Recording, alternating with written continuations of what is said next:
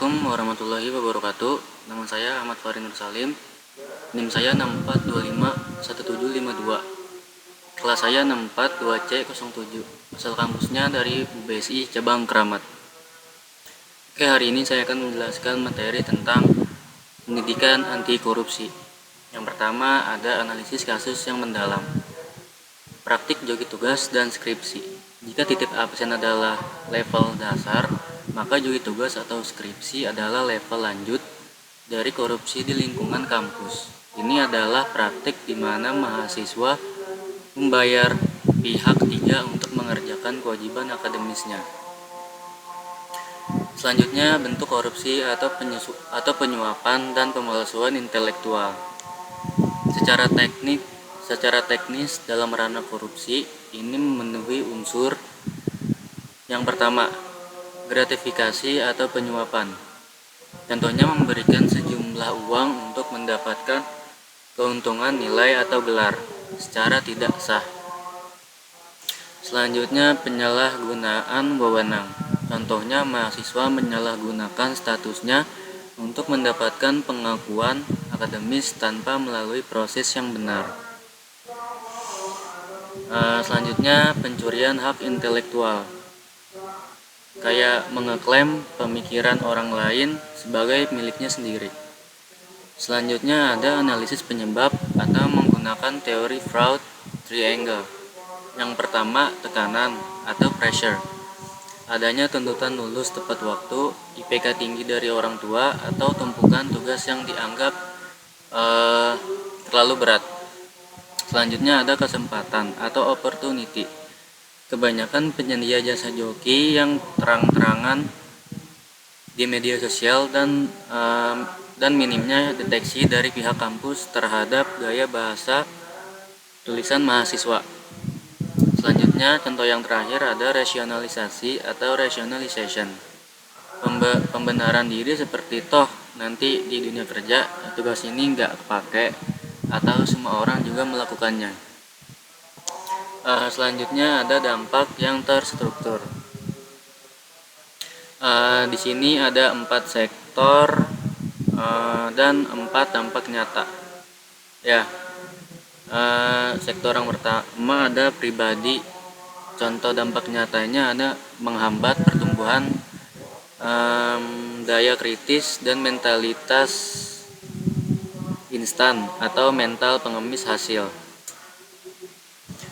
Contoh yang kedua yaitu ada sosial.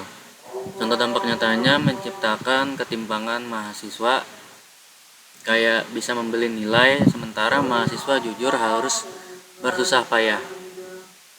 Terus contoh selanjutnya ada institusi. Dampak nyatanya yaitu menurunkan kredibilitas kampus atau gelar sarjana menjadi tidak berharga di mata industri. Contoh selanjutnya ada sistematik. Dampak nyatanya melahirkan bibit koruptor yang mahir memanipulasi laporan keuangan atau kebijakan di masa depan. Selanjutnya ada refleksi pribadi atau posisi etis. Yang pertama yaitu pengamatan lapangan. Jadi kita sering melihat iklan joki di kolom komentar media sosial atau grup WhatsApp kelas. Ini menunjukkan bahwa kecurangan ini sangat besar dan dianggap bisnis biasa. Ya. Selanjutnya ada sikap yang seharusnya. Contoh pertama yaitu self awareness, menyadari bahwa tujuan kuliah adalah proses transformasi otak, bukan sekadar memindahkan tinta ke kertas atau jasa.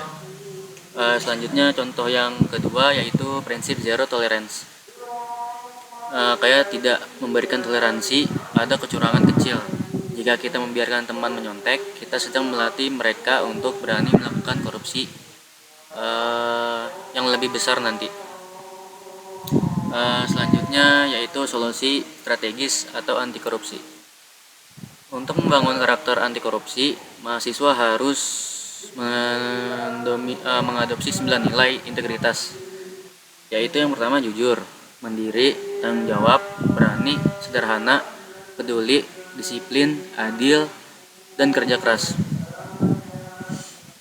Selanjutnya yaitu penerapan nilai-nilai utama. Yang pertama ada kerja keras. Jadi kayak menghargai proses riset dan penyelesaian tugas sendiri. Meskipun hasilnya tidak sempurna, kesalahan dalam belajar lebih mulia daripada kebenaran hasil menipu. Terus yang kedua tanggung jawab.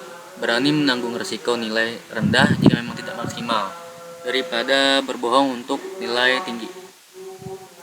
Selanjutnya yang ketiga yaitu keadilan.